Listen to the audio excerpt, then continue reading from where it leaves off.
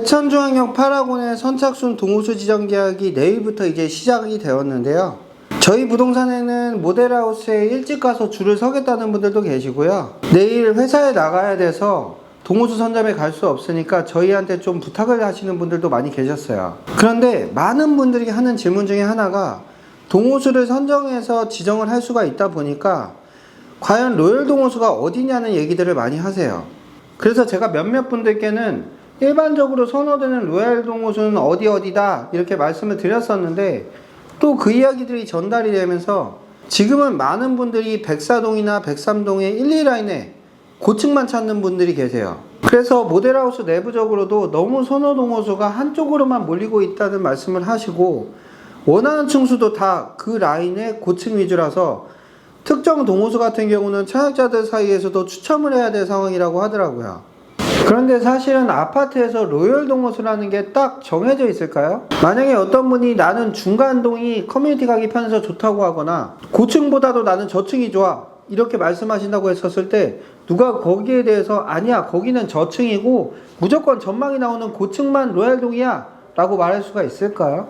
사실 좋은 동호수라는 거는 사람에 따라 달라질 수가 있기 때문에 저는 절대적인 로얄동, 로얄층이라는 게 정해져 있다고 생각하지는 않습니다. 예를 들면 초등학교 자녀가 있는 분들은 조금이라도 초등학교가 가까운 동을 선호하실 수가 있고요. 또 어떤 분들은 공원 산책을 좋아해서 수변공원 접근성이 좋은 동을 선호할 수도 있고 상업지구에 자주 다니시는 분들 같은 경우는 상업지구나 또 지하철역이 가까운 동을 선호하실 수가 있어요. 심지어 어떤 분들은 고층보다 저층이 무조건 좋다고 하시는 분들도 계시고 층간소음 걱정으로 탑층이나 1층을 선호하는 세대들도 있고요. 이렇게 사람마다 좋아하는 동이나 층이 생활 패턴에 따라서 달라진다는 거예요.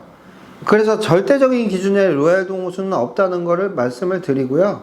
그런데 또 무슨 어느 동호수가 좋은지 찾으려고 영상을 틀었더니 뭔 선비 같은 이야기만 하고 있냐 이렇게 하실 수는 있는데 일단 내 집에 만족을 하고 살면 가장 좋은 거고요. 누가 어떤 동호수를 선택했건 본인의 생활 패턴에 맞는 나만의 로얄동, 로얄층을 찾는 게 중요하다는 이야기를 드리는 거예요. 만약에 10명 중에 9명이 좋다고 하는 동호수보다도 내가 그 중에 한 명일지라도 나한테 살기 좋은 동호수가 나만의 로열 동호수라는 거 잊지 마시고요. 저는 부동산의 관점에서 일반적으로 그 9명이 선호하는 동호수가 어떻게 결정되는지에 대한 설명을 드려볼게요. 그리고 지금 영상을 보고 계신 분들이 회천중앙역 8학원의 동호수를 선택함에 있어서 청약자 우선 동호수 지정이라든가 선착순 동호수 지정이 가능해졌기 때문에 고민들이 많으실 텐데요. 영상을 참고하시고 동호수를 선정하실 때는 민달팽이님한테 꼭 연락을 주시면 같이 고민하고 동호수 지정 의향서 작성도 도와드리고요. MGM 혜택도 드리도록 하겠습니다.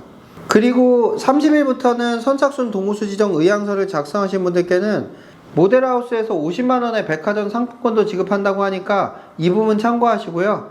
모델하우스에 방문이 어려우신 분들도 계실 텐데 동호수만 우선 지정받아두고 싶은 분들은 우측 상단의 전화번호로 전화 주시면 저희가 사전 동호수 지정 의향서 접수를 도와드릴 거예요. 그리고 저하고 민달팽이님이 회천중앙역 8학원 단톡방을 운영 중에 있는데요. 이미 여기 100명 이상 들어와 있는 상황이니까 8학원에 관심 있는 분들은 이곳에서 정보 교류를 자유롭게 하시면 될 것 같습니다. 제가 영상 상세 내용에다가 단톡방 링크도 남겨두도록 하겠습니다. 그럼 본격적으로 영상을 한번 시작해 볼게요. 보통의 아파트 동호수를 고를 때 사람들이 살기 좋다고 생각하는 동호수는 어떤 동호수일까요? 일반적인 집의 상태나 이런 건 그냥 빼고 그냥 딱 단지만 봤었을 때 이 집은 진짜 동호수가 좋다 이런 생각을 갖게 되는 집들이 있어요. 집을 보는 손님들의 선호도가 어느 정도는 비슷하고 로얄동을 결정짓는 기준이 유사하기 때문인데요. 로얄동을 따질 때 보통은 조망권이나 일조권, 동 간의 거리, 소음, 조경, 그리고 향, 생활 편의 같은 부분들을 골고루 살펴서 좋은 집을 판별하게 돼요. 여기서 가장 두드러지는 특징이 조망권이에요. 예를 들어서 아파트 단지에서 하천뷰가 보인다고 생각을 해보세요. 아니 만약에 한강뷰가 보인다고 생각을 해보세요. 그럼 저녁마다 맥주 한잔 하고 싶은 분위기가 날 거예요. 사람들을 초대했을 때 반응도 아주 좋겠죠. 그런데 아파트 단지에서 수변공원이나 산전망이 나오는 동호수들은 8학원에서도 일부 세대만 가능해요. 그래서 조망이 나오는 동호수와 아닌 동호수에서는 많게는 몇 천만 원까지도 차이가 나기도 해요. 저희 부동산이 중개하고 있는 옥정 제2풍경채 레이크시티만 하더라도 똑같은 39평인데 호수뷰는 6억 9천에 거래됐고요. 그렇지 않은 집은 5억 8천에 거래가 됐으니까 어떤 조망이 나오느냐에 따라서 1억까지도 차이가 날 수가 있어요. 그리고 뷰도 그냥 트였다고 다 좋은 뷰는 아니고요. 어떤 뷰가 나오는지가 중요한데요. 그냥 특별한 뷰가 아니라 논밭이나 도로만 보이는 경우에는 조망이 트여 있다고 해도 특별한 금액이 형성되긴 좀 어렵습니다. 회천중앙역 8학원에서는 조망이 잘 나온 동이 백사동과 백삼동의 1, 2라인이 그렇고요. 동배치를 보시게 되면 옆으로도 막힘이 없어서 전망이 파노라마 조망이 나오는 동이라고 볼 수 있어요. 그리고 앞쪽에 지하철 1호선이 다니기 때문에 아무래도 고층일수록 뷰는 좀 더 좋을 것 같다는 생각이 들고요. 그 중에서도 101동 3, 4라인 같은 경우에는 21층까지만 지어져서 뒤에 있는 105동 3, 4라인의 21층 이상의 고층 세대 같은 경우는 회천대강 3차 쪽으로 막힘없는 전망이 나올 걸로 보여요. 그래서 저는 105동 3, 4라인도 좀 괜찮다고 보는 편이고요. 그리고 101동, 106동, 107동의 3, 4라인도 모두 전망이 막혀있지는 않은 동이에요. 그 다음으로 해서는 이제 1조권을 살펴보면 해가 잘 드는 집을 대다수의 사람들은 선호해요. 그런데 아파트가 해가 잘 들기 위해서는 앞에 막힘이 없어야 하는데 막힘이 없는 아파트 단지는 많지가 않아요. 그래서 전면동을 선호하시는 분들이 많으신 거예요. 전면동은 일단은 앞에 막힘이 없는 경우가 대부분이기 때문에 하루 종일 해가 잘 들어올 수밖에 없어요. 그런데 또 전면동이 아니더라도 동간거리가 아주 넓거나 높은 층의 경우에는 해가 잘 들어오는 경우가 있어요. 그래서 전면동이 아니라도 뒷동의 층이 앞동보다 좀 높은 경우에는 일조권과 조망권이 모두 확보될 수가 있습니다. 이런 동의 고층이면 선호도가 높아요. 일조권이 잘 나오는 동은 보통 조망이 잘 나오는 동과 겹치기 때문에 앞서 제가 조망에서 말씀드렸던 103, 104의 1, 2라인이나 101, 106, 107의 3, 4라인 모두 다 1조 라인이 좋습니다. 그리고 중간동의 고층 라인 같은 경우도 1조도 잘 받을 것 같아요. 그리고 단지 배치에서 남동향에 위치한 1, 2라인은 오전에 해가 잘 들어오는 동이고요. 남서향에 위치한 동은 오후에 해가 잘 들어오는 동이니까 이 부분도 참고를 하시고요. 그리고 소음 부분도 로얄동을 판정할 때는 고려해야 될 부분들인데요. 대부분의 사람들은 집을 보러 갔었을 때 창문을 한 번씩 열어보세요. 이유는 조망을 보고 소음 부분도 어떻게 발생하는지 체크해보기 위해서인데요.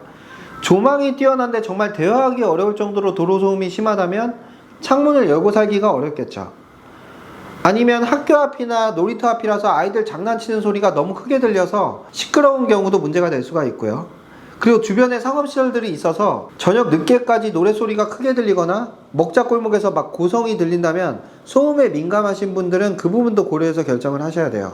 회천중앙역 8학원의 103동과 104동에서 단점이 철도 소음이 좀 들릴 수 있다는 점이에요. 덕계천의 건너편이라서 지하철이 아주 가깝게 다니는 건 아니라 소음의 영향이 아주 크지는 않을 걸로 예상되지만 만약에 상업지구나 주변의 차도의 소음에 민감하신 분들이라면 소음이 적은 중간동인 102동, 105동을 선호하실 수도 있어요. 그리고 8학원은 남동향과 남서향을 적당하게 섞어서 단지를 배치를 해놔서 모든 동에서 파노라마 조망이 나오는 것까지는 아니더라도 최대한 많은 세대가 조망이 나오게끔 이렇게 단지 배치를 해둔 모습인데요. 여기서도 동간거리가 넓은 동이 있다면 조망과 일조량이 어느 정도 확보가 잘 된다는 이야기이기도 해요. 그래서 동간거리가 넓은 동이 좋은 거고요. 중간동이라도 동간거리가 넓으면 조경부가 잘 나오는 10층대의 물건이 선호되기도 합니다. 그래서 저는 아주 좋은 조망이 나오는 라인보다 조경부가 잘 나오는 10층 이하의 107동의 1, 2라인 이런 데는 딱 봐도 동간거리가 굉장히 넓잖아요. 그리고 105동의 1, 2라인도 앞으로 조경이 아주 잘 구성이 될 것 같아서 107동 1, 2라인이나 105동 1, 2라인 같은 경우도 저층부에서도 단지 내 조경을 아주 잘 볼 수 있을 것 같습니다. 제가 보니까 8학원의 동간거리가 약 60에서 70m 사이로 나오는 것 같아서 동간격도 대체로 다 넓게 배치를 해놨고요. 단지 내 조경 좋아하시는 분들은 그 중에서도 동간격이 넓은 동호수 잘 선택하는 게 좋을 수 있고요. 그리고 생활편이나 대중교통도 로얄동에 영향을 미치게 되는데요. 8학원 같은 경우는 단지 내에서 이동하더라도 단지 끝에서 끝까지 이동할 때 적어도 5분 정도 이상은 소요가 될 수가 있어요. 그런데 예를 들어서 내가 자녀를 초등학교에 보낼 때는 초등학교까지의 거리가 가까운 동에 대한 선호도가 높을 수밖에 없고요. 은행이나 병원, 음식점, 커피숍과 같은 상업시설이 가까운 동이나 지하철과 대중교통이 가까운 동의 경우에도 생활 편의가 좋아서 젊은 사람들에게 선호도가 높아요. 초등학교나 중학교가 가까운 동은 백일동을 아무래도 좀 선호하실 것 같고요. 회천중앙역이나 상업지구가 가까운 동은 107, 108동이 선호될 것 같습니다. 저는 회천중앙역 파라곤이 회천중앙역이나 중심상업지 이런 거에 대한 접근성이 아주 큰 장점이라고 보기 때문에 생활 편의가 좋은 동들도 상당히 추천을 드려요. 파라곤의 동호수별로 이렇게 어떤 부분에 따라서 로얄 동호수가 결정되는지 본인의 상황에 따라서 선호하는 동호수가 달라질 수 있다는 점들에 대해서 설명을 드려봤는데요. 로얄 동을 판단하실 때는 여러 가지 사항들을 종합해서 고려해 보셔야 돼요. 일반적으로 조망권이 잘 나오는 라인 같은 경우는 우선순위가 상당히 높고요. 또 일조량과 동간거리가 넓은 동, 그리고 소음이 적고 조경이 잘 되어 있는 동인지, 그리고 남향에 가까울수록 생활 편의시설 이용이 용이한 동일수록 선호가 높습니다.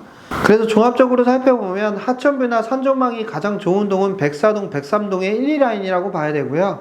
일조권이 가장 좋은 동은 101, 106, 107동의 3, 4라인이나 103, 104동의 1, 2라인, 그리고 105동의 23층 이상 3, 4라인이라고 볼 수 있고요.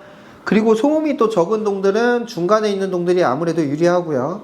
조경뷰가 예쁜 동들은 단지 간 동간거리가 넓고 조경이 잘 꾸며져 있는 105동 1, 2라인이나 107동 1, 2라인이 될 것 같고요. 그리고 중심상업지구 접근성이나 회천중앙역은 107, 108동이 가깝고요. 초등학교는 101동이 가깝습니다. 솔직히 같은 단지 내에서 어떤 동이 더 좋고 나쁘고는 개인적인 선호도에 따라서 좀 달라질 수가 있고요.